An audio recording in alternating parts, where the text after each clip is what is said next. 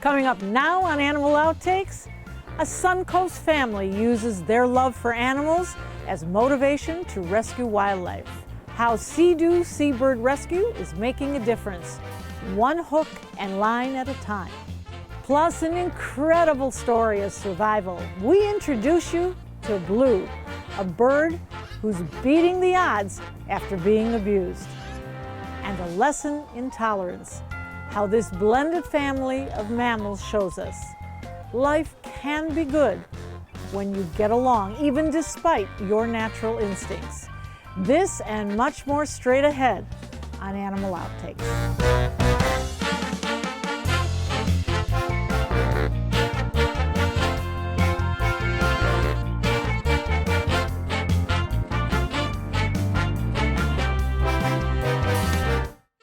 Sea-Doo Seabird Rescue is a wildlife rescue team, a family who dedicates their own money and a lot of time to saving animals on the Suncoast.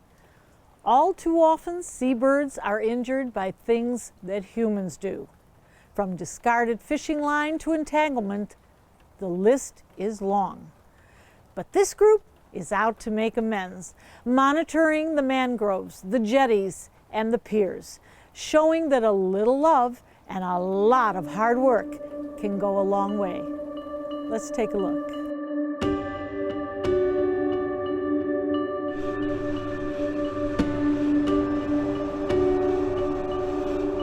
Usually we get out there about 10 or 11 o'clock and we start at the North Skyway fishing pier area and cruise down the bridge area, and that's where they hang out, because it's mainly they're hanging out under the bridge and around the pier.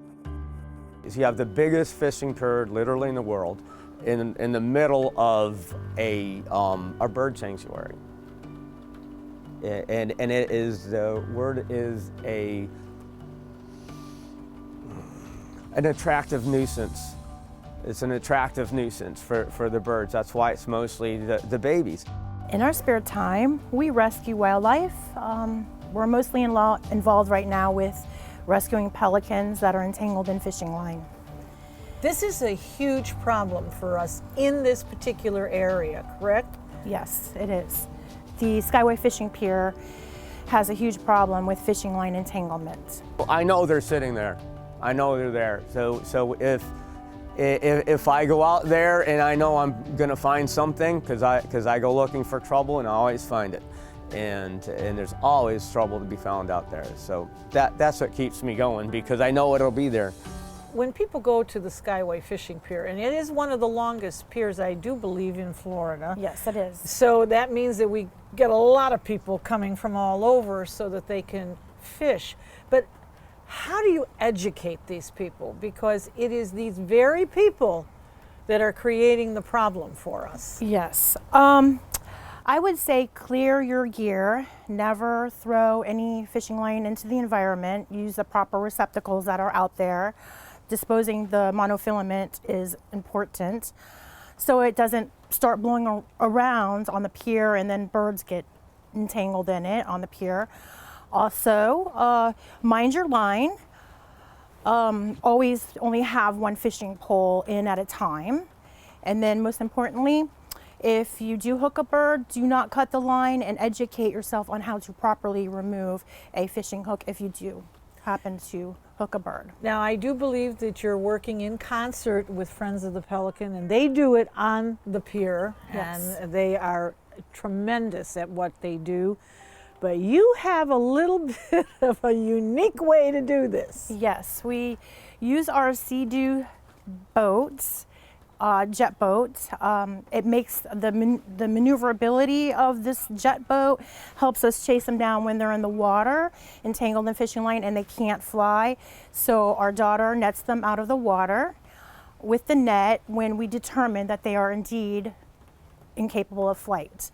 Also, we go to what we refer to as the rocks of death, and they find their way there. And there's huge crevices in between these huge boulders, and my husband goes on those rocks and he walks those rocks and he finds them in the crevices. They are entangled in fishing line, they fall into the crevices, and he has to pull them out. and that's where they all like to get on there, and then they fall in the rocks and in there, and they can't even get out. And then you go walk around there, and you can just see even way up on the high up further where people wouldn't ever cast. You see all this line going in. Those are all pelicans that trailed line and just went in there and died. And so it's sometimes we won't get nothing on some days, and then some days we can get up to 8 or 10 just riding around on our boat, what we can catch. It's not tricking ones that are coming in that are flying. Those are just ones that are that goobered up that they can't get away from us. Now you pull them out, you get them onto the Sea-Doo. Do you get onto land to help them, or do you help them right there? We do try to detangle them on the boat, but it's difficult, and it depends upon how severe the entanglement is. If it's something we can do, we will do it right then and there. Otherwise, we will put them in our mesh crate, and when we get crowded enough on the boat, which happens quite often, we will go to the Skyway fishing pier where our fellow Friends of the Pelicans are there, and we do a hoist up. So my daughter ties up the mesh crates, and they hoist them up, and they put them in crates, and they have transporters then that take them to various rehabber. It is not easy. It's something that has been developed, through the last couple of years. We got our start with Friends of the Pelicans. Jeanette's the one who really kind of schooled us on how to find pelicans in distress and the trouble areas, and we still work with them, of course, because they're out every day, and so I usually still get my direction a lot from Jeanette. And Con on the pier is always there to take our birds, because when we get like 2 or 3 birds in that little boat, we're full up, and then you got 3 people, gear on the boat, and it's a lot. So we can go over there, and then we can go back for more birds. Otherwise, we're out of gas, and we have to go back to the dock and bring what we have to Seaside or whoever we can get to take them. We get a lot of support from our friends and things, and even my job lets me bounce days around sometimes so I can have a good day to go out rescue. Not a lot of people have parents who really do it too. Some people are very busy. So what I would suggest is educate yourself on what's happening, and maybe it would help if you were to post about it, do stuff like that. Just tell other people, especially if you have a dad who fishes. If you go with him and he cuts the line, and you say oh, please don't do that, this happens after you do this, I think it would very much help, because a lot of people don't know the effects of what they're doing, because not a lot of people are telling people. So that's how I think you can help. And we know that you're doing this on your own time, your own cost. Yes. And of course it comes from the heart. Yes. And it's your entire family. Yes. What made you decide to do this? Because we love animals, and we are raising our daughter to have the same compassion and respect for all God's creatures. And she's been rescuing with us for many years on other wildlife. And how old is she now? She's 14 now. Mm-hmm. And she was about 7 when we started rescuing wildlife, and now we're doing the pelicans and other seabirds, of course. Now, there's so many pelicans that are in trouble there. It is a disaster. It truly, and it's a tragic disaster. Are you making headway? It just seems like it's never ending. So I can say honestly, probably we're doing a lot of rescuing, we are saving lives, but it's just never ending, and there doesn't seem to be any clear light at the end of the tunnel. If you had the opportunity to truly fix the problem, financially and otherwise, do you have any ideas how you would accomplish that? I think the state of Florida needs to step up and hire employees that can just monitor that pier, and I don't think 1, 2, 3 is going to do it because it's, as you know, it's the longest pier. I think it's going to require a lot of people monitoring up and down that pier all day during the fishing hours, which is quite an extensive. They're even open at, you know, after dark, but we don't need to worry about the after dark part, but mostly during the day when, you know, the fishermen are going to entangle a bird. Is there a way that we can educate people? I mean, all of us need to know this. Yes. I think that everyone should educate themselves. There's plenty of information out there on how to properly reel, remove, release a pelican or any other bird, and there's also video out there on how to properly remove a hook. So education is key, and I do know that Friends of the Pelicans and other organizations always try to educate. So, and I think it's up to the fishermen to educate themselves and have the proper tools to succeed at removing a fishing line hook. Most people, even the experienced people, will admit to you that it's almost impossible to land the bird unless you have equipment like a cast net or a dip net, long pole net, something. So if the fishing people they got together and made a buddy system to where at least one, and you're in a group and one person always has a cast net all the time, so when you bring the bird in, you could pick it up, but it's not a thing. So it really has to come from management. Peer management could make a lot of changes and make this happen. But as long as they're kind of allowed to just not to scoots by, they're gonna. 25 years has been the same song here. You know, it's like at some point in time, you know, you have to do something different if you're gonna expect something different. We're out making a good difference. So when you make a difference, you win. And are we changing it? The outcome? Are we changing what happens tomorrow? No, not at this moment. No, we're basically handling things that are coming at us today. Tomorrow we'll have to go out and do it again, and that seems to be the way it is at the moment. Until the general society changes, nothing's going to change. It'll be they'll be all messed up, and we'll be out there to save them. Because all life matters. Like, you can't just look at something that's like a living, breathing being and say, no, you don't matter, because that's just simply not true. Like, everybody matters, and so does everything. For that bird, you changed the world.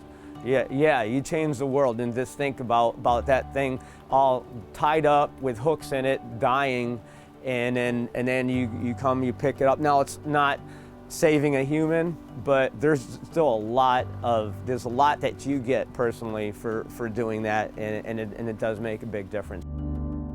For more information about Sea-Doo Seabird Rescue, you can go to their Facebook page and find updated stories about their work.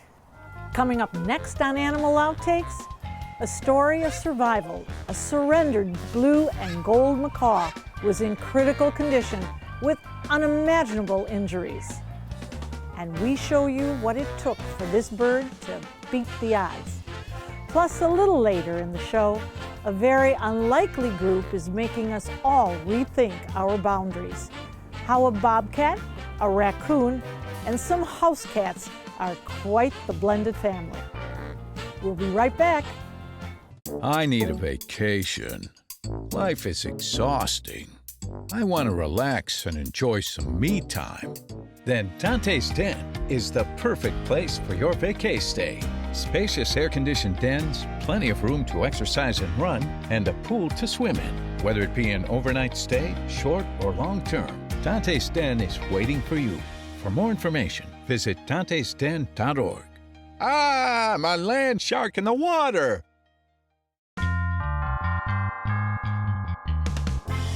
At the Birds of Paradise Sanctuary in Bradenton, Florida, neglected and abused captive birds get a second chance. Founder Debbie Huckabee works to give the exotics a stable environment and sometimes the road to recovery is long and painful. And that's been the case for Blue. But as you will see, caregivers have given this animal his dignity back. Debbie, it's so good to be back here with you again. And you and I, we communicate, because even though you take care of the birds and I take care of the dogs and the cats now, by the way, there's so many stories, unfortunately sad stories, that are very, very similar. And I know you've had one that has tugged at your heart and is truly challenging, and that's Blue, isn't it? Yes. Blue is actually a blue and gold macaw that was surrendered several months ago in critical condition. According to the family, he had behavior problems, and they didn't know what to do with him. But in reality, Blue was very, very sick, within an inch of being dead. He had massive infections. His face was all puffed up and had open sores, open wounds. Someone had cut his upper beak off. He was actually in critical condition when he first came in. We treated him with strong antibiotics for at least 2 months before we could even get his condition under control. Worked very close with Dr. Bonda. He had to have his face washed twice a day, with eye drops twice a day, injections twice a day for antibiotics. It was very, very challenging. The pictures of Blue are horrendous. What that bird had to have gone through for months, maybe even a year, before he was surrendered into our care. It's heartbreaking. Yes, it is. They can't speak for themselves, and they depend on us to take care of them. And when people fail to do that, the bird pays a huge price. He's very fearful of humans. That's Rightfully so. To be expected. If you cut my nose off, I'd probably hate I humans would not be as too well. happy with you. It's a challenging case, but that's why we're here. And in saying that, I don't want to say bad things about the people that cared for Blue, because in the end, they did the right thing. They allowed him to suffer for many months, maybe a year, but in the end, they gave him a chance instead of just putting him to sleep or whatever. So it's very important that people know that there is a choice. They just have to make that phone call. I think sometimes, and I think you would agree, we've had many discussions about this, that the birds, our animals, our dogs, our cats, they have emotions. Yes. They have souls and they have emotions. And it is for us to interpret what it is that they're trying to tell us. And I have always said that there are a few exceptions, but most of the times it's us, the humans, that either don't know or misread what's going on. Or don't care. Or don't care. Or don't. Unfortunately, there are people that way. But it's not always easy to interpret what an animal's trying to tell you. But if you put forth the effort, you can understand it. And from the pictures of Blue, you can't tell me that those people didn't know that something was wrong for a very, very long time, but they chose not to help him. Well, they did do the right thing. They brought him to Birds of Paradise. Yes. And this is where we hope that he will thrive. Perhaps through the many weeks of his recovery, we might see a new Blue. Well, actually, he started singing a bit. Well, there you go. We're glad he's here. It's been a challenge, but I'm so thankful that I can have an opportunity to show him that all humans aren't bad. You can find out more about Birds of Paradise and their mission. Just go to birdsofparadise.org. Coming up next, how trainers at Dante's Den are breaking barriers with Lulu, a poodle with some serious socialization issues.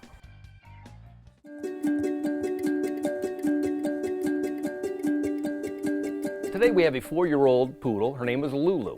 Lulu came to us. She's very, very aggressive. 6 months ago, I actually got to meet the dog and did an evaluation on her. She was great. She had no issues. The family she went to had a little bit of a chaotic situation going on, and then she bit the husband. So they brought Lulu back so we could take a look at Lulu. And as you can see, Lulu had some problems. The 2 drivers brought Lulu in, and we met out here again in the Welcome Center. So we let Lulu loose because I always like to see dogs and I don't want them on a leash. I want to be able to see if I can control the scenario. Lulu got really, really aggressive really quick. She lunged at me probably 5 or 6 times. She did nothing, she didn't growl at all, but she tried to bite and she tried to lunge, or she did lunge. And now, as you'll see coming up here, she's a totally different dog. Oh! What are you doing? What are you doing? Oh, that's my girl. So a lot of what her issues were socialization problems. She had not been around a lot of people. She was pretty much with one person in the household. So she wasn't brought out, she wasn't socialized. I've had her with every single staff member. We all work her obedience, and we all get to play with her. And that brought her right out of her shell because we didn't even know she had a tail for the first couple of days that she was here. And she's got an awesome tail now, and all it does is this the whole time. But she's a great little girl. She likes to lick, she likes to kiss now, instead of bite and chew. Yeah, so what's gonna happen is when we adopt her out, we'll get to meet the people. Anybody interested in Lulu, we'll get to meet. They'll come in for a visit with myself or Courtney. Then they'll get to have a visit with Miss Marcia. And then we'll get to see, I'll do a home visit to make sure she's going to the right environment. She needs a strong handler that can handle this little 18-pound dog. Animal Outtakes is produced by Dante's Den Foundation, a nonprofit group dedicated to creating the best life for dogs. If you would like to learn more about Dante's Den, donate, or volunteer, visit our website, dantesden.org. The CARE Foundation in Apopka, Florida is a nonprofit that provides a forever home to more than 200 non-releasable animals. The nonprofit cares for many different species who all have their own enclosures on the property. But just as life would have it, an unlikely crew has formed their own kind of family. So, oh, you have like the perfect video going on. So this is one of the areas that a lot of people are shocked by for a number of reasons. So in here we have 3 house cats, a raccoon, and a bobcat. And they are all one big happy family. And you can see why right now. So they all get along very well. Louise, our raccoon right there, she's our oldest at this point. She's got to be late teens, 17, 18, 19. And the house cats and Hannibal are roughly about the same age, and they were pretty much raised together. So in that top corner, you see a little love going on. A little brotherly, sisterly love. So Hannibal the bobcat is literally laying on his sister Ewok, and they're grooming each other, and that is a daily occurrence. They will play, they will groom, they share food. And normally you wouldn't ever see this in the wild because bobcats will hunt animals like raccoons, possums, small birds, even feral cats. This is his family and he loves them. No, he's very gentle with them. But if we were to try and stick our hand in his bowl of food, we'd lose our hand. But if like one of them goes up and eats, he lets them. It's fine. And Louise is kind of the mom. They're very gentle with her, and if they get out of line, she'll smack them around and put them back in their place. And this is something that people are completely surprised by when they come in, is to see a family of animals like this. We hope you had fun and learned a thing or two along the way. We'll be back here again next week with even more animals and some wild adventures. Until then, thanks for watching. A Suncoast family uses their love for animals as motivation. How Sea-Doo Seabird Rescue. How Sea-Doo Seabird... This'll be a problem. Here we go. Yeah! Yeah!